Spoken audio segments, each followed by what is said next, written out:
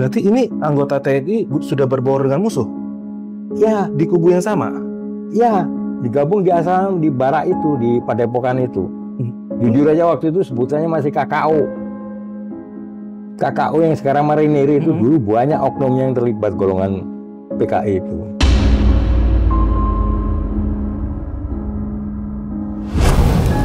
Kamu tahu nggak musuh kamu? Nggak tahu kan, kita catam. KKO, kamu tahu nggak? Oh ya, Pak Sarwedi memang udah diceplosin bahwa musuh kita ini KKO. Dan makanya waktu itu perkelahian antara RPKAD dengan KKO itu, Yang di Senen itu ya? wah itu saya ikut masuk ke Senen itu. Yang dipisahin sama Benny Murdani itu? Ya.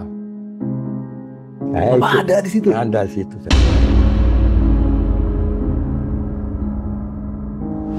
Kira-kira mereka bohong kalau nggak terlibat, gitu loh. Bahkan waktu itu masih dipengaruhi, pengaruhi politik itu PKI itu, komunis itu. Bukan hanya KKO, Angkatan Udara juga, Angkatan Darat juga ada. Jadi ini intinya pengaruh dari luar sebetulnya, gitu ya. Supaya kita di antara kita sendiri berantem terus.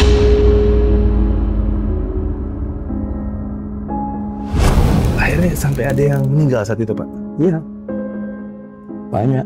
Oh gitu? Bukan hanya Angkatan Darat. Pasus ada, KKO juga ada, Menpor, Brimob, Iya, Menpor. ada yang tembakin sama saya.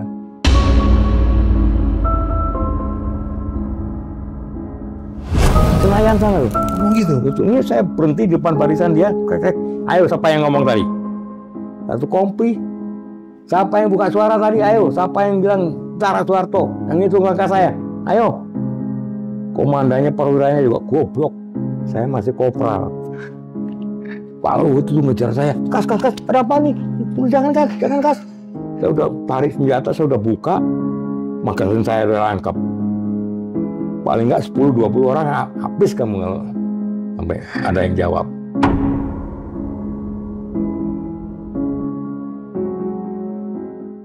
Berapa belum cukup dan saya selalu bilang Itu saya dari perkembangan dari bawah. Belum sampai kurang. Jadi di sini ada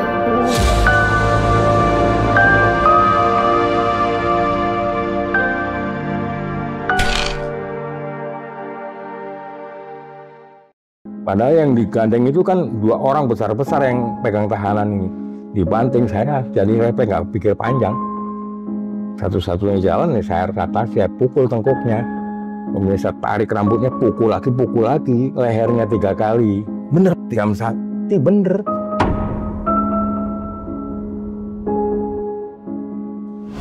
Informasinya tidak ada pasukan kawan di sana. Jadi salah koordinasinya di situ. Waktu juga gitu, ya kan. Waktu yang katanya masih jam 5 ternyata sana udah hampir jam 7. Begitu. Itu yang Bapak lihat perkiraan yang gugur ada sekitar berapa, Pak? Wah, ratusan. Ratusan?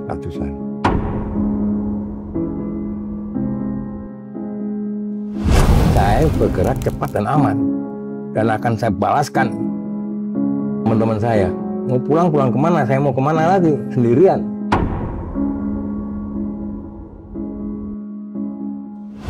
Setelah G30S PKI yang viral di Jakarta, Lubang Buaya, itu sebetulnya di Jawa itu banyak perkumpulan atau padepokan yang dipimpin oleh jawara-jawara jagoan ya, yang kalau sekarang dinilai itu aliran sesat. Ya. Jadi kejawen, segala macam Kanoragan itu orang-orang yang mau dinas sering ngambil ilmunya di sana. Termasuk salah satunya diantaranya Mbak Suro tadi. Mbah Suro. Ya. Nah ini maaf Pak, saya potong. Mbah Suro ini menarik Pak. Saya pernah dengar dia itu salah satu punya padepokan yang menampung ex-PKI. Katanya udah betul, gitu dia memiliki ilmu kebal. Betul. Nah itu gimana ceritanya itu Pak? Jadi memang padepokan atau perguruan seperti itu di Jawa Timur itu banyak. Bukan hanya Mbah Suro sebetulnya kalau untuk Kanoragan atau ilmu kekebalan. Nah kebetulan di situ ditampunglah orang-orang buronan yang dikejar-kejar sama TNI ini, ngumpetnya di situ. Kaum kiri ini. Iya, di situ mau nyusun kekuatan lagi. Dan ternyata banyak anggota TNI yang terlibat di situ, ngumpul di situ ternyata. Terlibat dalam arti gimana nih? Artinya ikut bergabung di situ, belajar ilmunya di situ. Gitu. Berarti ini anggota TNI sudah berbaur dengan musuh Ya, di kubu yang sama. ya, digabung di asal di barak itu, di Padepokan itu. Jujur aja waktu itu sebutannya masih KKO. KKO yang sekarang Marinir itu dulu banyak oknum yang terlibat golongan PKI itu. Oh, Bergabungnya di situ. Gitu. oh gitu. Ya, sedangkan pada saat itu saya masih dalam pendidikan. Oleh Pak Sarwedi dikasih tahu, kalau malam minggu ini tidak ada perkelahian, cerita berkelahi, minggu depan nggak ada pesiar. Kamu tahu nggak musuh kamu? Nggak tahu kan, kita catam. KKO, kamu tahu nggak? Oleh Pak Sarwedi memang udah diceplosin bahwa musuh kita ini KKO. Dan makanya waktu perkelahian antara RPKAD dengan KKO itu, Yang di Senen itu ya? wah itu saya ikut masuk ke Senen itu. Yang dipisahin sama Benny Murdani itu? Ya. Saya Apa ada di situ? Ada di situ saya. Gimana tuh Pak kejadiannya Pak? Saya di Megaria itu saya hantam 2 orang jatuh langsung. KKO juga saya itu yang ngantem. Wah, itu gara-gara awalnya kenapa Pak?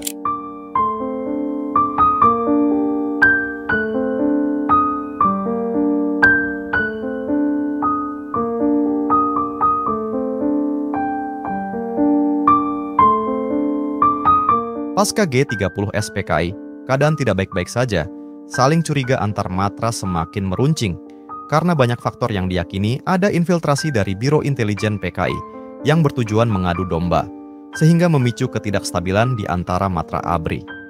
Salah satu yang terkenal adalah bentrokan RPKA dan KKO di daerah Kuitang Senen yang dilerai langsung oleh Jenderal LB Murdani. Situasi ini berlangsung cukup serius sehingga dari era 1965 sampai 1969 banyak memakan korban yang mungkin saat itu tidak dipublikasikan. Gesekan antar kesatuan ini mereda di tahun 1969. Presiden Soeharto mencanangkan integrasi ABRI di bawah satu panglima. Semoga kisah pahit ini menjadi pelajaran sejarah bangsa kita dan tidak akan pernah terulang lagi. Ya kecemburuan tadi dari awal PKI tadi, G30S tadi. Oh sudah ada gesekan dari Iya, sana. jujur aja mereka bohong kalau nggak terlibat. Gitu loh. Bahkan waktu itu masih pengaruhi politik itu PKI itu, komunis itu. Bukan hanya KKO, Angkatan Udara juga, Angkatan Darat juga ada. Jadi ini intinya pengaruh dari luar sebetulnya. Gitu ya. Supaya kita, di antara kita sendiri berantem terus. Mereka memang punya biro khusus yang untuk membina para tentara. Betul. Iya. Bahkan yang dikirimkan 1 batalion dari Jawa Tengah untuk G30S di Lubang Buaya itu kan ada Angkatan Darat juga. Betul. Nah, Banteng Rider itu ya kalau ya. salah. Oke. Akhirnya dari percikan-percikan ini sampai konflik di lapangan. Betul, akhirnya prajuritnya, anggotanya yang di lapangan itu yang konflik terus-terusan. Jadi ya. Itu sempat hanya sekedar adu fisik akhirnya itu. Betul. Saling. Oh gitu. Iya. Banyak waktu itu yang juga saling. Gimana Pak? Awalnya itu gimana lagi? Gimana? Kok Ya tahu-tahu sekarang ketemu berantem. tawuran aja gitu udah? Ya bukan. Kopassus nggak pernah tawuran rame-rame gitu. Jalannya sendiri-sendiri dan nggak boleh pakai dinas. Oke. Kalau RPKAD pesiar tuh nggak boleh pakai dinas. Kebetulan yang pakai dinas mungkin pulang dari jauh karena ada ketentuannya, kalau masuk ke wilayah garnison lain harus pakai dinas kan gitu dulu. Itu pakai dinas. Lama-lama kita sengaja nggak usah pakai preman lagi, pakai dinas aja di Jakarta akhirnya. Oke. Cari musuh akhirnya. Jujur aja. Akhirnya sampai ada yang meninggal saat itu Pak? Iya. Banyak. Oh gitu? Bukan hanya Angkatan Darat. Kopassus ada, KKO juga ada, Menpor, Brimob, Iya, Menpor. ada yang tembakin sama saya. Kenapa kalau Menpor itu Pak? Ya sama mereka. Jadi apa namanya, konfliknya itu nggak tahu awalnya kayak apa gitu, saling foto terus tangan ribut berantem kayak anak kecil itu. Wah, berarti gesekannya kencang Jadi, Pak saat itu ya? Pengaruh komunis ini luar biasa. Makanya sampai zaman Pak Harto Orde Baru itu dikatakan hati-hati, bahaya laten komunis. Dan ini udah muncul tanpa kita ketahui. Jokowi itu siapa? Bapaknya juga tahanan Nusa Kambangan kan, ditahan 2,5 tahun itu. Ibunya juga keturunan. Bener-bener Megawati Kendika pernah bilang Jokowi sana. Ya ini hati-hati ke depan nanti bahaya laten ini masih mungkin terjadi. Dan ingat sadar bahwa ini pengaruh dari kepentingan orang luar semua. Supaya kita diadu-adu terus, ribut terus. Sampai sekarang aja di kabinet ini kan ribut terus, hanya ribut kursi aja kan gitu. Nah ini ada yang menarik nih Pak. Saya pernah dengar ada salah satu semboyan yang sampai hari ini masih terdengar kalau hitam kata Bung Karno, hitam kata KKO. Artinya saat itu KKO ini memang Soekarnois sekali. Dan itu menurut Bapak kenapa tuh mereka begitu Pak? Ya karena pengaruh agitasi politik sebetulnya. Oke. Ya, pada waktu itu yang kena pengaruh duluan ya seperti KKO. Bukan hanya KKO, Angkatan Darat juga ada kena pengaruh kayak gitu, ada. Angkatan Udara pun ada. Tapi nggak semua, apalagi Angkatan Udara, pentolannya malah. Iya. Karena saya ada kakak sepupu saya yang lulusan PGT pertama ada di Halim situ dulu. Dia jaganya gudang senjata penuh senjata, tapi nggak ada pasukan yang disiapkan untuk G30S itu. Oh gitu. Jadi memang senjata itu sudah ada duluan. Sudah siap senjatanya? Sudah siap. Oke. Yang ada rencana armada kelima mau disenjatai. Buru tani. Bukan hanya ngomong. Itu benar Pak ya? Iya. Itu PKI itu. Makanya saya ingatkan hati-hati bahaya laten PKI. Itu aja. Nah sekarang jangan bodoh. Kita cuma diadu-adu terus. Sampai sekarang ini jangan-jangan kita ributnya di atas ini diadu-adu doang. Pak, berarti konflik antar oknum kesatuan ini bermula dari, bisa dibilang Bapak bilang tadi, ada hasutan juga ya dari kaum agitasi kiri politik yang infiltrasi ke dalam ya. Ya betul. Akhirnya menimbulkan gesekan bahkan sampai bentrokan dan korban jiwa. Betul. Akhirnya ini bisa terselesaikannya dengan cara seperti apa Pak? Pada saat Orde Baru Pak Harto tahun 69 ada dicanangkan integrasi ABRI. Ya, karena waktu itu konflik ini sudah terjadi bukan hanya sama TNI, sama polisi juga. Makanya ada semangat untuk menggabungkan polisi di dalam ABRI waktu itu. Tahun 69 itu di Gedung Molino Cijantung itu. Gedung pabrik waktu diadakan di sana integrasi ABRI.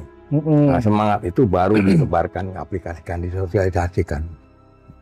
Sehingga polisi tergabung dalam ABRI. Di bawah ABRI. Nah sekarang saya dengar Pak Prabowo akan ngancam kayak gitu kalau perlu.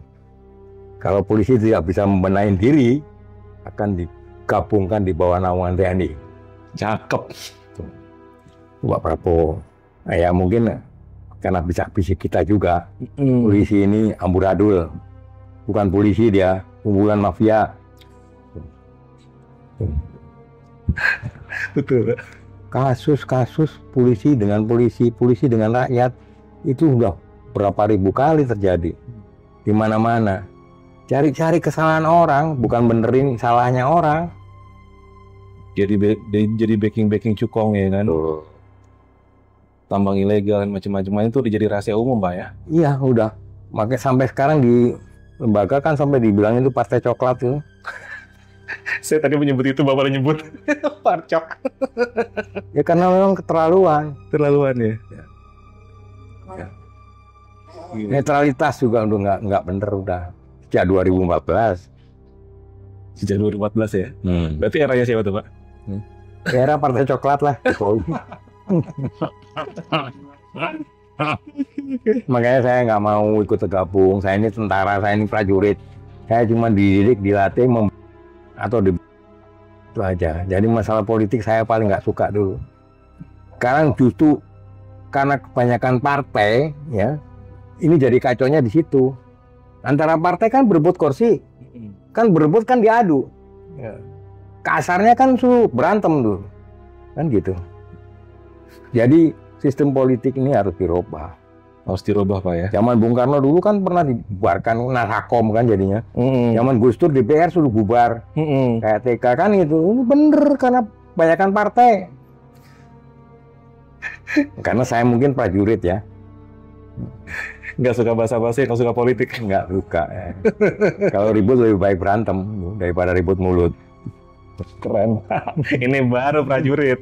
Ya, saya di sini ada ya. Ini di sini.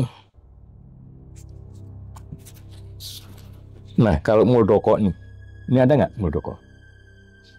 Oh iya. Ya kan? Iya. Ini perwakilan Sermatutar, General Mayor Taruna. Nah, dengan saya di sini. Ini teman saya kebetulan waktu kursus dasar kecapangan itu ada yang dari Capa, ada yang Sesar Mayor Taruna. Nah, ini baca. Oh, Kasbila.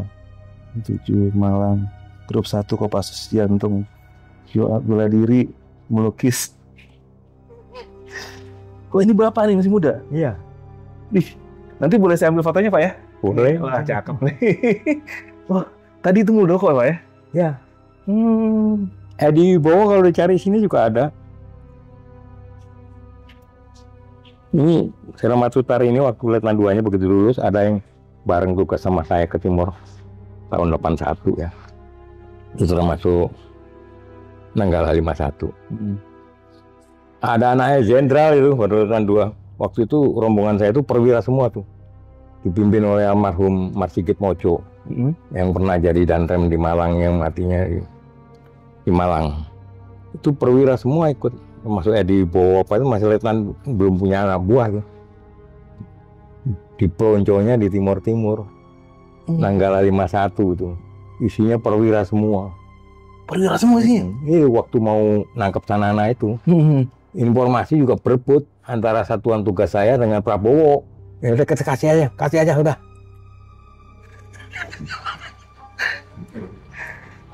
Saya kebetulan kalau ada informasi A1 itu panggil dulu sama komandan. Pak Kasbila, ada gini-gini gimana Pak? Diminta pendapat dulu sebelum kita bergerak. Padahal kita gerakan kita nanti perorangan, paling 2 orang, 3 orang. Itu pedomannya ya arah jarum kompas saja, peta. Makanya tiap orang harus mahir menggunakan kompas dan peta, itu aja. Kalau buat saya, makanya perorangan itu kelebihannya di situ, harus kemahiran menggunakan peta dan kompas. Pendidikan perorangannya cukup kuat, kemampuan survivalnya. Pemetaan navigasi harus tahu. Ya, dan kebetulan saya guru militernya di navigasi. Oke. Mantap. Ahli navigasi, jago tembak. Wah, udah komplit banget nih Bapak nih. Saya dulu sampai sebelum masuk tentara sampai punya beasiswa dari provinsi ya, Jawa Timur. Tahu-tahu nama saya udah terdaftar di IKIP, harus kuliah. Saya nggak mau karena nggak punya ongkos buat mandar-mandir tiap harinya. Oh gitu? Ya karena nilai saya tertinggi. Oke. 8,9 nilai saya rata-rata zaman itu. Ada per 10. Oh, benar-benar berprestasi banget ya, tapi sayangnya saat itu mungkin kendala di ekonomi Pak ya Bapak. Betul. Nggak bisa. Jadi kesejahteraan prajurit belum diperhatikan. Kemudian ketegasan pemimpin sebagai pemimpin, saya nilai orang itu mau dipimpin kambing apa pimpin macan. Komandan itu harus kayak macan.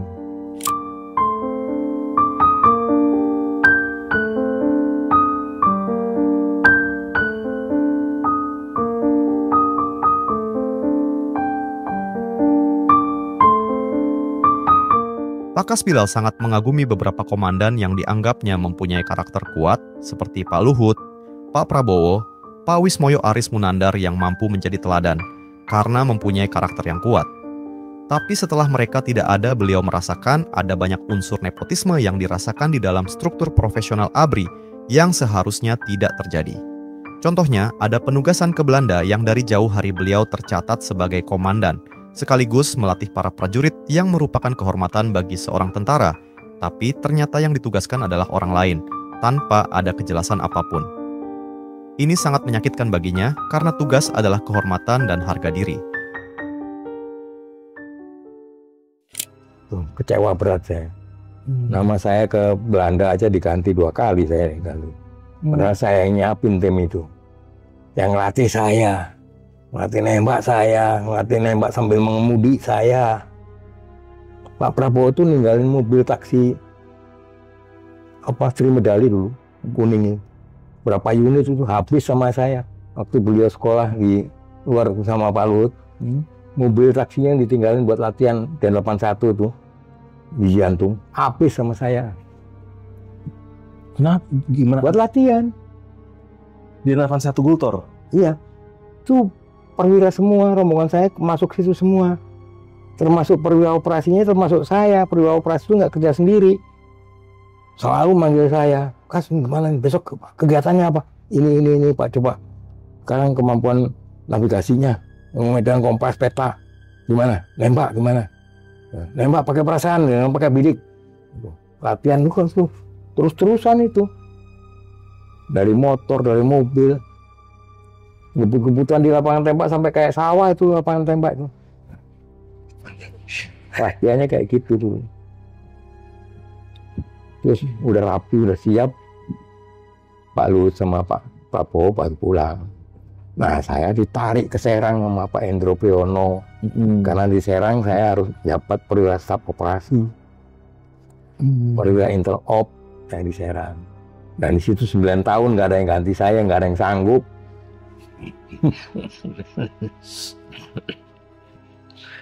Saya perwira yang nggak sempat jadi komandan kompi ya saya. Dari komandan beton dan rangkap perwira staf operasi. Sampai akhirnya jadi perwira operasi beneran 9 tahun nggak diganti-ganti. Nggak diganti? Iya. Saya merasa dimanfaatkan aja akhirnya. Kecewanya di situ saya. Bila nama saya tercantum jadi Dantim Penugasan Kementerian Dalam Negeri di KBRI Belanda, diganti orang tanpa diketahui. Nama saya sudah tercantum di sana, dipanggil nama saya, tapi yang turun orang lain. Kira-kira penyebabnya kenapa itu, Pak? Ya itu KKN tadi. Oke, masih ada nepotisme lah ya. Udah ada KKN nih, itu dari situ kalau nanti mereka nih pada posisi di atas, KKN kayak gini jadi apa negara ini? Itu makanya saya ambil pensiun. Awal mulanya sudah dari yang nggak baik ya? Iya, jadi kekecewaan saya kok makin banyak. Saya lihat nggak bener. Sedangkan saya nggak mungkin jadi jenderal, paling nanti membantu mereka jadi jenderal, nganterin mereka jadi jenderal. Tapi negara kayak apa nanti kalau dibimbing orang kayak ini? Tuh. Bener, Pak. Bapak sudah melihat dari masa itu, Bapak sudah bisa memprediksi. Iya. Ini cikal bakalnya kalau orang-orang ini yang naik akan seperti apa? Iya, tahun 84 itu saya udah baca nih. 81 jadi perwira saya, apa yang nggak bisa saya kerjakan? Saya semua bisa. Karena semangat saya untuk bisa. Apapun nggak ada alasan nggak bisa dikerjakan. Tidak ada masalah yang nggak bisa diselesaikan. Alasan orang sibuk, bohong, goblok itu orang sibuk. Saya sibuk apapun, kerjaan apapun masih bisa diatur. Yang penting punya skala prioritas.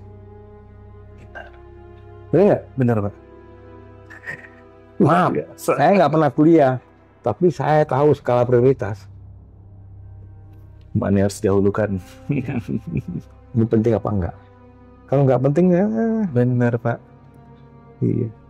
Ini ada lagi ya, Pak. Tadi saya sudah mendengarkan tentang 66 tuh ya, sampai PGRS Kalimantan. Sampai Timur Bapak sudah ikuti. Nah, ada satu yang menarik nih, Pak. Saya belum jarang sekali dapat cerita tentang operasi di Aceh itu seperti apa, Pak? Ya. Bapak sempat ikut operasi Aceh, Pak? Iya. Saya ke Aceh itu tahun 77. 77? Ya, 77. Ya, 75 saya ke Timur, 76 saya ke Magelang sama Pak Sapri, ke Aceh juga sama Pak Sapri, 77. Itu hanya membuktikan, meyakinkan seperti apa sih situasi yang benar di Aceh. Potensinya apa yang akan terjadi. Dan ini saya laporkan, saya simpulkan potensinya Pak Aceh ini bisa berontak. Saat itu belum berontak? Belum ada GAM. Belum ada GAM? Belum. Karena mereka semua yang dianggap Aceh Merdeka itu didukung sama masyarakat. Makan dari masyarakat, caranya gimana? Kalau namanya preman, pelaku kriminal, didukung sama masyarakat. Mulai dari kecil istilah lurah ya, sampai camat, sampai bupatinya, semua kasih dukungan. Walaupun nggak disodorin nggak gini, kalau diminta dikasih terus. Preman di sana model sekarang di sini kan tukang mahlak. Yang di mahlak sana penjabatnya. Dan didukung. Gara-gara apa? Proyek LNG Arun Elok Sukun itu mereka merasa punya aset, punya tanah di sana, ya, punya proyek gas alam segala macam. Tapi mereka pengen kerja jadi kuli aja nggak bisa. Hasil buminya dieksploitasi, tapi mereka malah nggak bisa ikut kerja. Kata alasannya gitu, yang kerja di sini tenaga ahli semua. Padahal orang asing juga banyak. Bagaimana nggak cemburu masyarakat? Iya. Kemudian kemana tuh duitnya? Jual gas kayak gitu. Tiap kapal muat gas penuh, duitnya kemana? Aceh sendiri nggak kunjung dibangun. Bapak sudah melihat potensi itu dari awal. Nah, saya itu semua saya ceritakan. Jadi potensi berontak itu luar biasa. Nggak lama lagi pasti berontak. Akhirnya bener. Saya pada waktu itu saya tangkepin bukat-bukat harimau karena pengaduan masyarakat nelayan kecil tadi. Sering ditabrak sama bukat-bukat harimau perahu-perahu nelayan besar. Ditabrakin, dilemparin molotov segala macem. Akhirnya saya dengar cerita masyarakat kecil, nelayan kecil karena saya suka mancing. Dengar, saya sakit hati. Saya nggak boleh lihat kapal yang besar-besar itu, saya kejar. Saya suruh minggir nggak mau, malah saya curiga jangan-jangan bawa senjata ini. Saya kejarin terus, saya tembakin segala macam. Saya giring masuk ke muara. Berapa bukat harimau itu saya masukin ke muara. Ada 7 atau 8 itu. Dokumennya saya sita semua. Ternyata apa? Isinya benderanya merah putih, isinya Cina. Keamanannya angkatan laut kita, bawa senjata stand itu, setendang-tendang tentara itu angkatan laut. Jadi semua udah terlibat. Koramil Kamlanya udah disogok sama bos besar dari Singapura. Begitu heboh, begitu saya tangkap, dokumen saya sita, kapalnya saya masukin ke muara sampai nggak bisa keluar, heboh. Tahu-tahu dengar helikopter datang, manggil saya. Waalaikumsalam. Koordinat kamu di mana? Saya langsung kasih tahu. Ini siapa? Ini Garuda.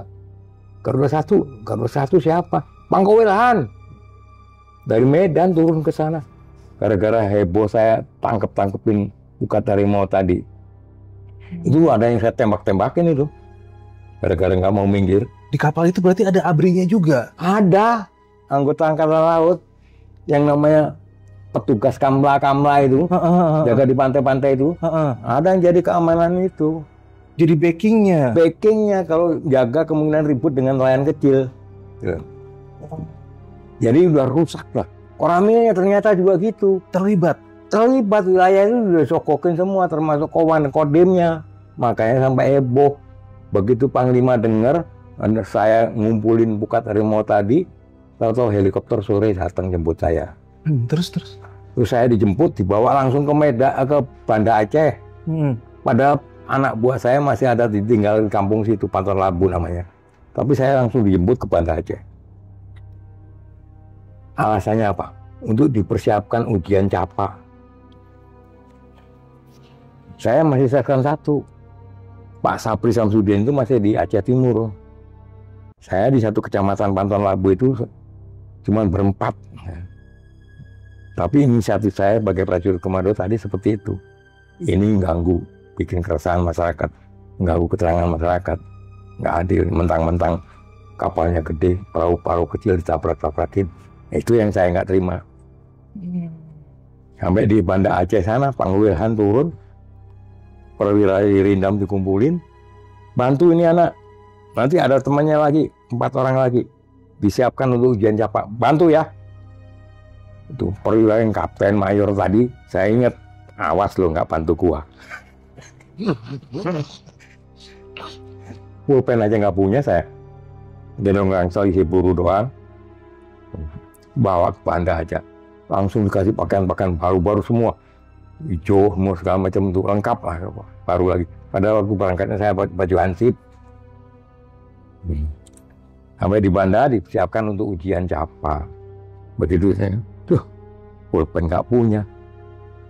Nanya, nggak punya pulpen Pak? Kasih pulpen.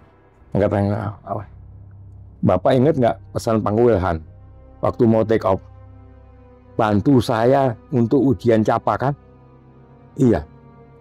Tolong kerjain.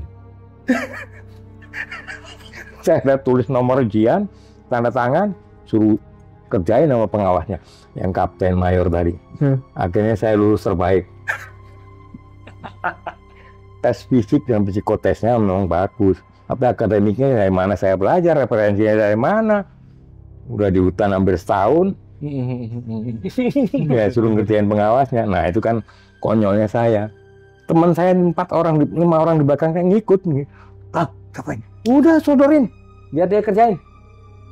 Kita di hutan nggak punya pulpen, nggak punya apa, pakaian celana kaki aja masih bekas pacet, masih belum sembuh. Saya konyolnya di situ, makanya teman-teman saya respect semua ke saya. Itu dari situasi itu ke arah Aceh meletusnya itu berapa tahun kemudian Pak? Aceh mulai berontaknya? 77 saya di sana, ya. Kemudian ujian, ya 77, 78 saya pulang itu langsung tugas di sana, di pengawal pribadi presiden, sama Pak Sapri Samsudin lagi.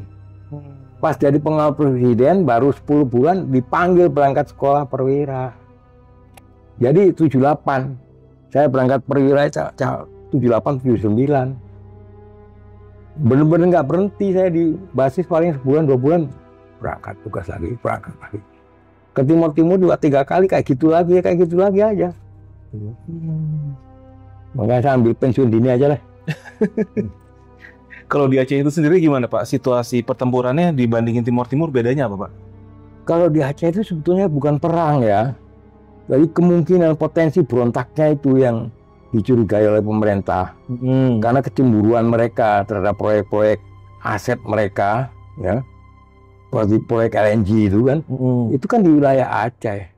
Orang sekitar situ, masyarakat Aceh pengen kerja aja nggak bisa. Ini itu kerja proyek ngerasin jalan aja nggak boleh. Ya, cemburu dong mereka, gitu loh. Kebangetan banget emangnya berarti ya. Rekeningnya katanya masukin dana, masa proyeknya sumurnya di sini, masa rekeningnya masuk penjara. Tuh, itu pun saya laporkan bak-bakan terbuka. Omongannya rakyat kayak gitu. Makanya terjadi apa? Maling. Jadi aset-asetnya proyek tadi, pipa-pipa yang segede-gede gini kan, pipa gas itu, valve-nya, elbow-nya, colongin sama dia, dirusakin drat-dratnya supaya nggak bisa dipakai. Disabotase. Memang sengaja dirusak supaya nggak bisa dipakai, dibuang lubang tempat tanah dia digali. Tanah dia digali buat nguruk jalan, ngeras jalan. Sekarang dia kerja, ponakannya mau kerja nggak bisa. Akhirnya yang kerja di lapangan, setiap ada material turun dirusakin. Gitu. Iya. Jadi kenapa saya yakin potensi berontaknya ada, karena saya lihat itu.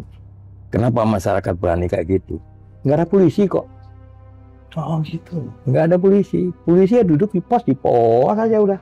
Teko kalau polisi di daerah itu. Masyarakat sakit hati tadi, sabotase pipa-pipa tadi dirusakin. Udah gitu sikap dari masyarakat, pejabatnya mulai kecil, namanya kecil itu lurah ya, camat, bupati sama. Ke kita baik aja. Kalau pola tugas, pola operasional dari Kopassus kan beda. Dari satu dengan masyarakat. Akhirnya kita pos dibikinin, logistik disiapin, beras, gula, minyak disiapin di pos kita. Masyarakat yang layanin. Kadang-kadang paling jalan-jalan, yuk Pak, berburu yuk, cari rusa. Kadang-kadang kalau kita nggak berburu, digantungin kambing di teras kita sama kambing liar, sapi liar. Oh gitu. Jadi kalau malam pada tidur di pasar, masyarakat ngambil aja dipotong, udah digantungin di pos kita. Masyarakat sana diajak berburu. Bapak senengnya hobinya apa? Mancing, diajak mancing. Nah, padahal saya yang cari itu berita. Artinya potensi berontaknya di mana. Ternyata bener mereka udah latihan. Ada latihan di kampung itu. Cukupnya apa? Tungku-tungku untuk masak di pinggir-pinggir kali itu suka ada. Jadi kayu yang dipatok 3 terus ada tempat masak dia di pinggir kali. Ini siapa? Orang mancing nggak ada ini. Mereka udah latihan seperti itu. Artinya kemungkinan ada campur tangan asing juga untuk mengenai. Enggak kalau juga itu saat enggak. itu. Enggak. Kayak kecemburuan ekonomi aja di industri gas tadi. Mereka nggak bisa terlibat itu aja. Itu. Udah gitu ada pihak lain yang memanfaatkan beli besi bekas pipa yang dirusakin tadi dijual, yang belinya malah pedagang besi bekas di Jepang pakai kapal. Oh, gitu. Udah ada yang nada. Ada yang ada. Dari mana komunikasinya? Kalau bukan dari bupati, dari mana? Ya kan? Dari orang-orang pelabuhan. Betul, betul. Rakyat biasa mah nggak bisa komunikasi. Iya, sampai Jepang. Kapal Jepang. Dan kapal Jepang kok bisa masuk ke situ? Kemana aja itu angkatan laut? Kemana aja itu bea cukai?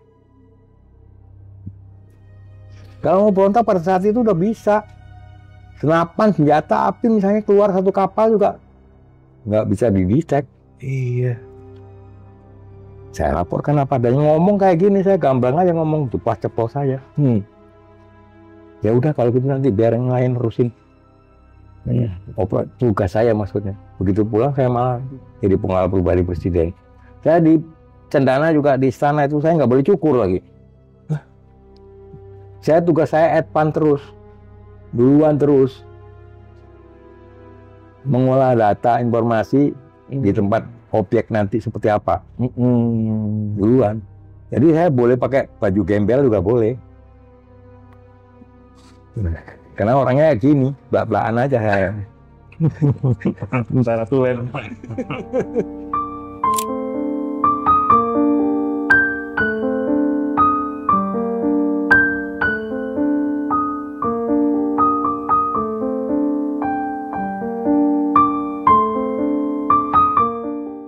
Takas Bilal memilih memanfaatkan kreativitasnya untuk mencari tambahan uang di luar karena pendapatan sebagai seorang prajurit tidak mencukupi untuk kesejahteraan keluarganya. Disinilah tanpa disadari banyak hal yang akan beliau temui yang ternyata jauh di atas apa yang beliau harapkan. Mulai dari mengajar bela diri sampai tanpa sengaja merebut lahan parkir yang sebelumnya dikuasai oleh oknum polisi. Tapi hal itu tidak berpengaruh terhadap tugas dan kewajibannya sebagai tentara profesional. Beliau pun mempunyai analisa yang tajam mengenai situasi nasional yang sedang terjadi saat ini akibat ulah para koruptor yang berkolaborasi dengan politisi busuk. Beliau juga mempunyai harapan ke depannya untuk bangsa ini agar lebih baik.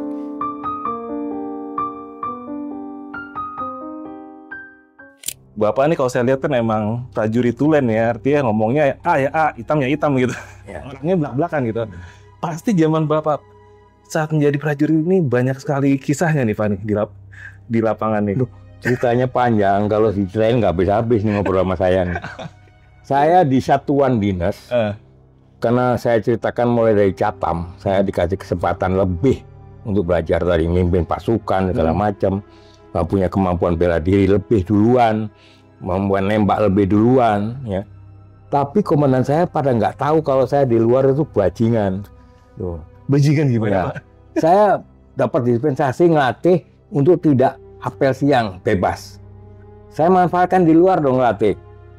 Saya manfaatkan di luar dong silaturahmi dengan keluarga saudara segala macam. Kebetulan keluarga saya ada di antara yang komunitasnya itu kuli panggul, ya. Di mana Pak? Tukang parkir segala macam itu di pasar Jatinegara itu.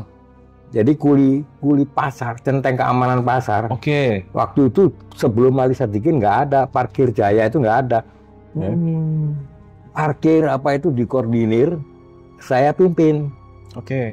Gara-gara saya dianggap membelain mereka merebut lahan parkir Perebutan dengan siapa nih, Pak? dengan pihak lain, preman yang lain lah, daerah lain yang dipimpin, yang di-backingin, rupanya di belakangnya ada polisi. Oh.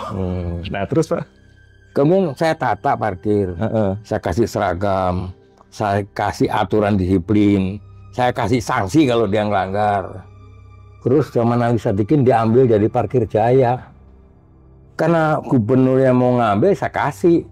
Padahal yang merintis awalnya susah saya yang tertibkan mereka, kasih aturan mereka, kasih sanksi kalau pelanggaran. Terus diambil sama Ali Sadikin gara-gara ngeliat parkiran itu mulai tertib, mulai dari Tanah Tinggi, Jatinegara sampai Udah potensial. udah potensian buat jadi sumber duit. Nah, sebelum itu tertib kan pasti ada gesekan di lapangan dong, Pak. Entah dengan Betul. preman, dengan apa, Pak? Tadinya saya nggak sengaja, saya nggak tahu kalau itu lahan-lahan gelap seperti itu ya. Saya itu karena silaturahmi dengan keluarga, dengan saudara, tiba-tiba saudara ini punya keributan, nggak tahu punya masalah apa dengan orang lain. Kok saya yang dikeroyok gitu loh. Begitu saya dikeroyok, saya saya hantam. Kebetulan saya juga hari-harinya tiap hari latihan karate terus saya. Begitu saya pukul itu jatuh pingsan, ribut orang. Itu polisi. Saya baru tahu kalau itu polisi. Bapak dikeroyok oleh polisi? Iya. 2 orang itu, joprak kan polisi ternyata. Rupanya polisi ini backingin parkir atau lahan lain, pengen ngerembet ke situ. Oh. Yang punya lahan duluan nggak terima dong, ribut akhirnya. Nah, begitu ribut kok saya yang dipukulin, saya yang dikeroyok. Ya saya balas. Saya hajar semua, akhirnya lahan mereka keambil sama kita akhirnya. Gara-gara itu. Kira-kira itu. Ya. Jadi saya dulu ngelatih di Youth Center Jakarta Timur. Ini Otista itu. Itu waktu itu baru ada latihan karate. Peminatnya juga belum banyak. Gitu. Kemudian udah dengar kayak gitu, Auri dengar rupanya minta pelatih Rikoni.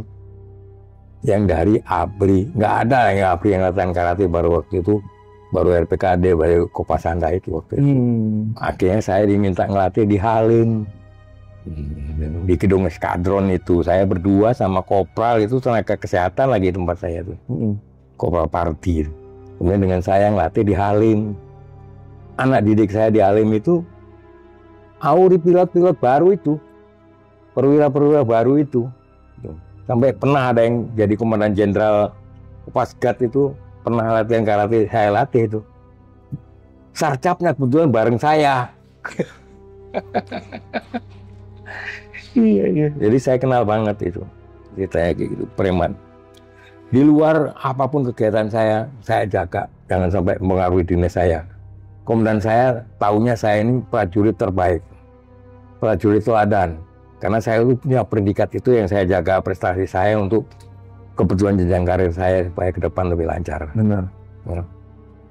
Tapi di luar, waktu-waktu setelah saya ngelatih di Youth Center tadi masih banyak. Saya bergaul ke kota, ikut bergaul sama pedagang mobil bekas di Cenongan. Nah, salah satu calo mobil bekas tadi itu ikut juga latihan karate yang saya bikin kelas extensionnya di Mangga Besar, di Park Vincent, gedung poli, gedung basket di Park Vincent saya pakai ngelatih mereka. Komunitasnya Cina semua, anak muda semua, rupanya pengusaha semua. Nah, dari situlah hubungan saya tentang usaha segala macam berkembang oleh mereka. Mereka tahu saya punya bakat seni, di satuan saya suka bikin desain, ya, nulis-nulis itu, bikin slide segala macam. Perwira-perwira saya itu sering minta tolong saya bikin slide. Kalau mau briefing, mau apa, bikin slide. Mau sekolah segala macam, bikin slide. Termasuk Pak Bagio. Waktu seskonya, slide-nya itu dinyatakan terbaik dan juara 1 sesko. Gara-gara slide-nya yang saya yang bikin. Ada karikatur segala macam. Subagio HS. Ya. Oke.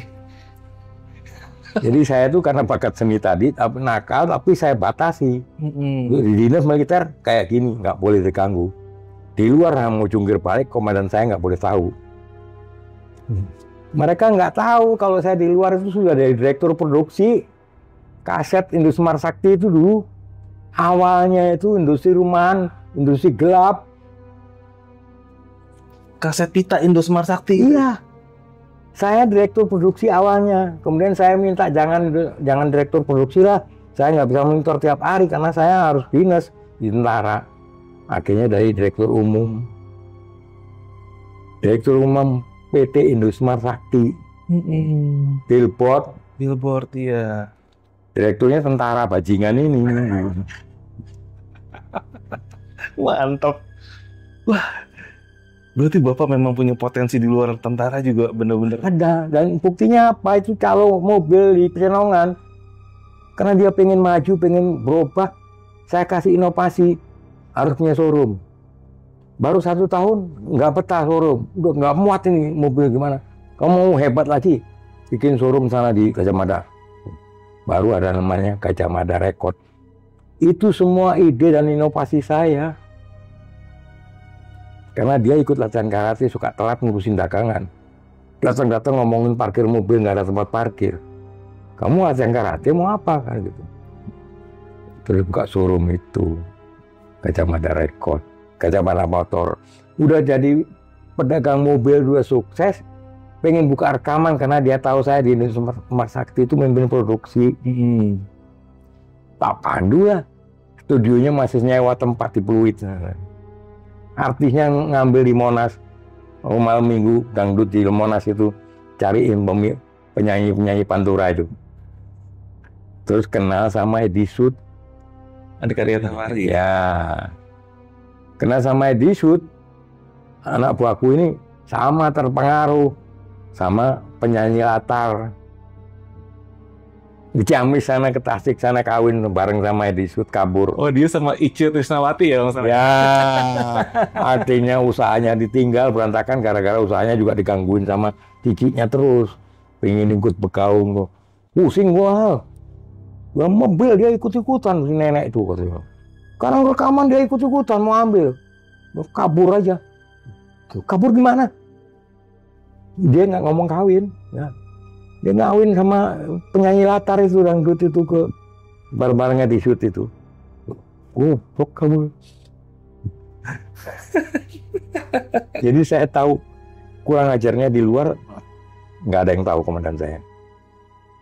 Dia tahu saya selalu banyak duit, selalu naktir orang di kantin. Ya duit preman, duit parkir, duit apa buat narik teman aja di kantin. Oh, berarti itu Bapak dapat setoran. Iya, parkir itu setoran tiap sore itu duit dikaretin. Ada 4 ikat karet. Dari mana kok banyak ini? Tadinya 1 sama 2. Kok ini jadi 4? Iya Pak, kuli juga ngasih bantuan ke sini.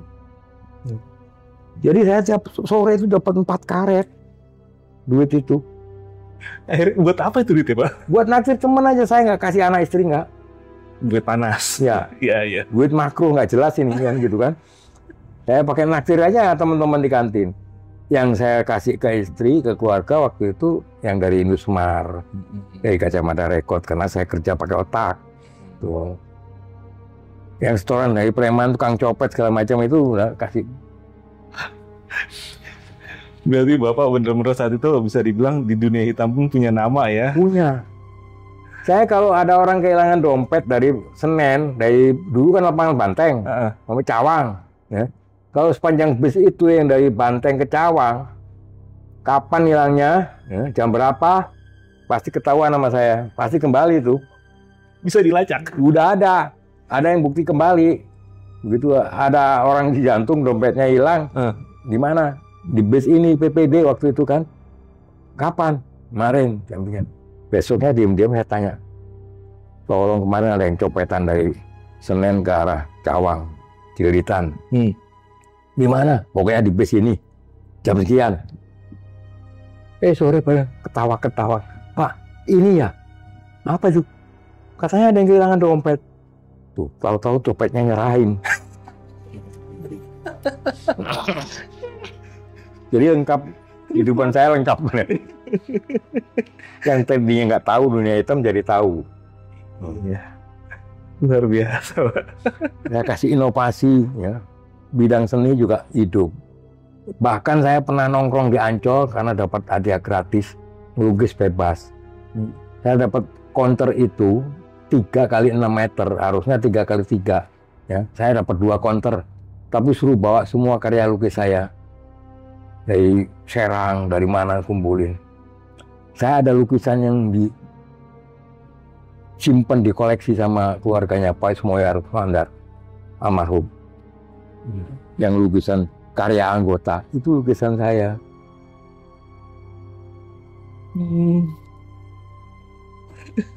Saya banyak, bener lukisan di depan itu masih banyak.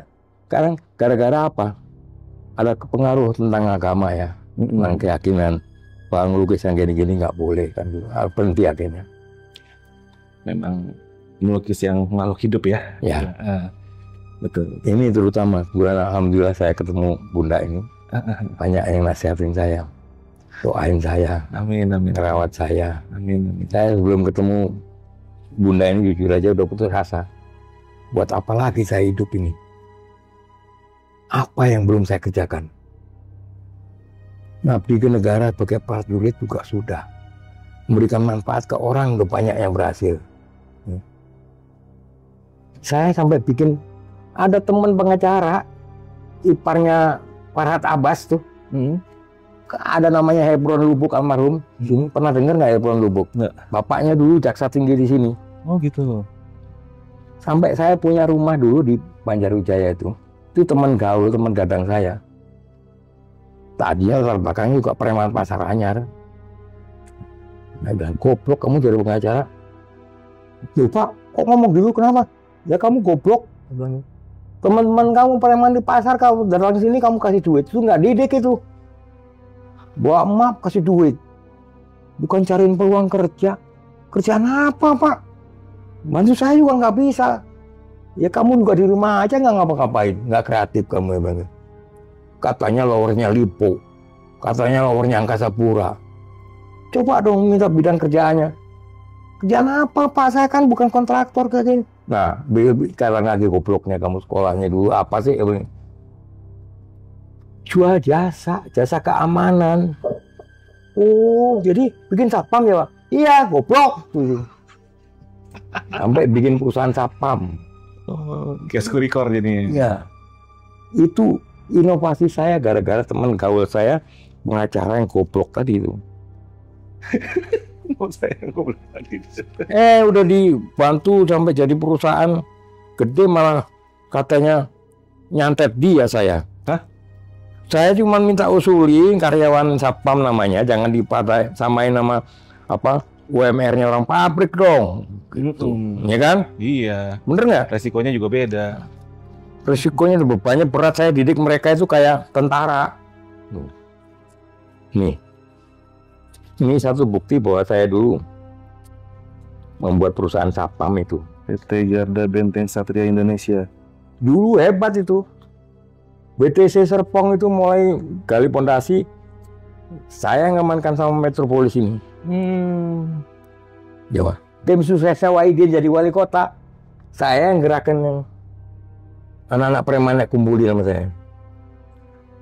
Ini bukti. Ini boleh saya foto nanti Pak ya? Keren ini. Oh gitu.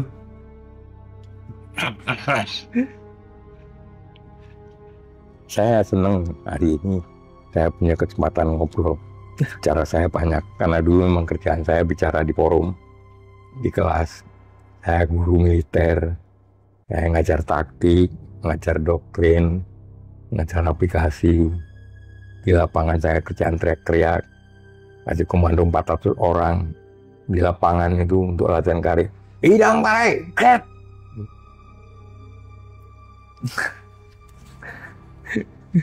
Ini saya ngumpet sebetulnya.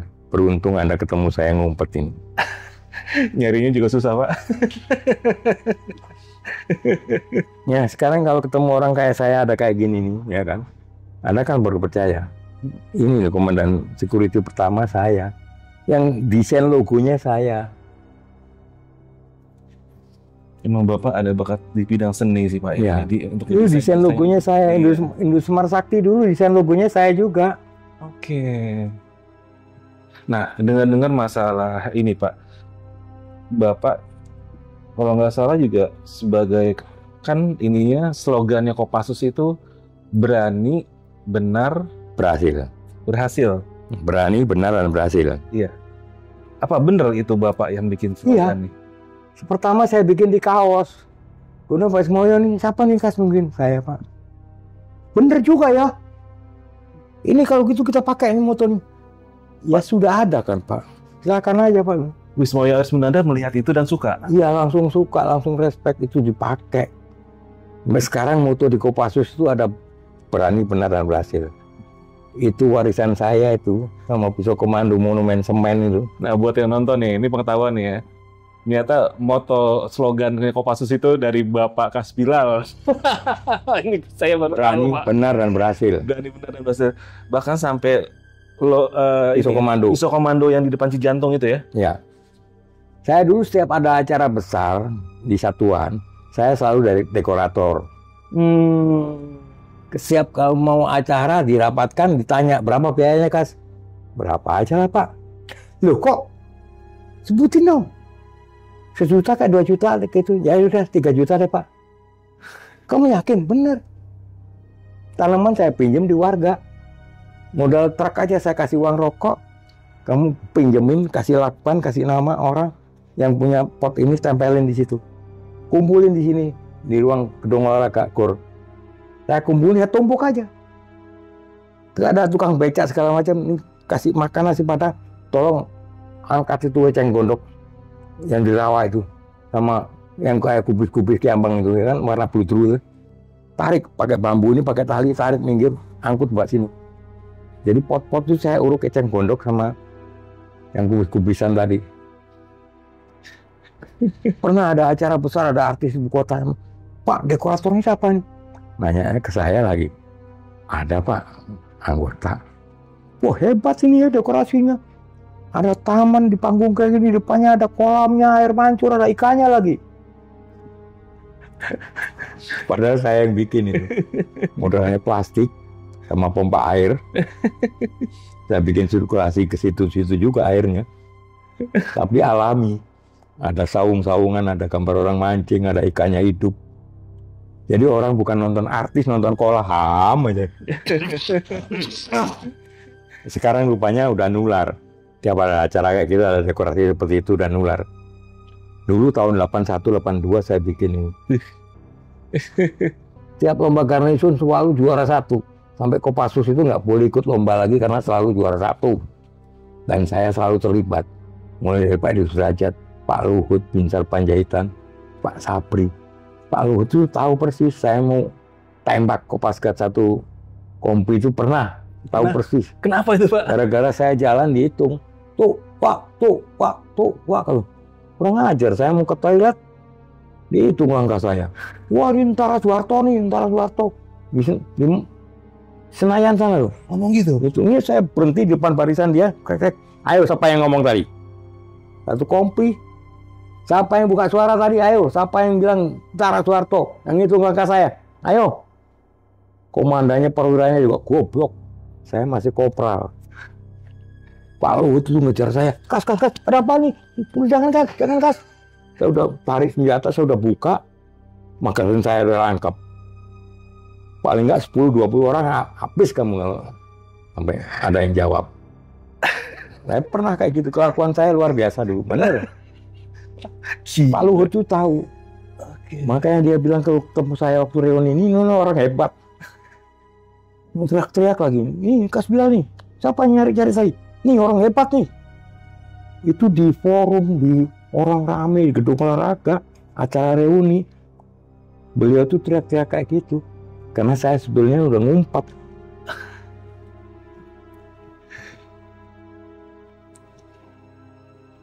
Banyak cerita saya. Aneh. Berarti itu sih spontanitas gila Pak, yang merasa tersinggung. Betul.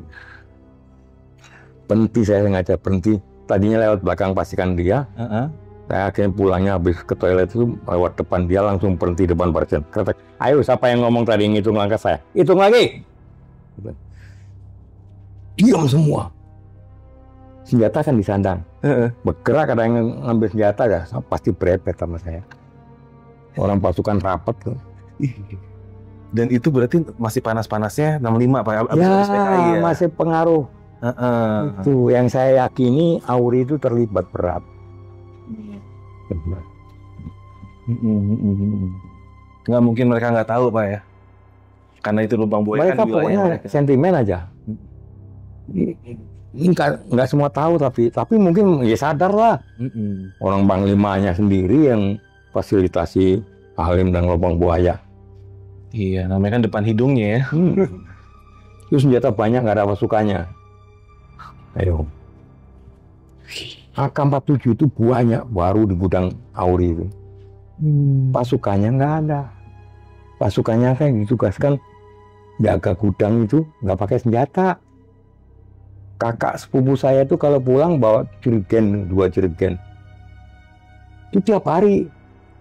Aptur itu bawa Aptur 2 jerigen. Rumahnya Cilitan di depan pabrik ban itu betul. Padahal dulu PGT pertama yang ikut Rekora. Udah sersan malah jualin solar terus. Makanya saya berani ngomong. Oke. Nah Pak, sekarang dengan kondisi yang di masa sekarang Pak, Bapak ngelihatnya nih negara kita nih di mata Bapak nih sih, apa sih solusinya Pak? Saya yakin ke depan akan lebih baik. Tapi saya prihatin, beban Pak Prabowo CS ini berat. Beliau itu berada dalam lingkaran setan itu semua itu. Karena di sekitarnya juga ada musuh dan selimut itu beliau belum sadarin. Atau mungkin sudah sadarin, tapi bagaimana mulai berbuat sulit, pusing dia. Di samping ada pesan-pesan, ada skenario lama. Ya. Dari kroni-kroni yang lama. Iya. Ya, oligarki yang lama. Iya. Betul. Secara pribadi, saya selalu dengan Pak Prabowo. Dan saya yakin bisa teratasi. Cuman saya sedihnya apa? Saya nggak bisa bantu lagi.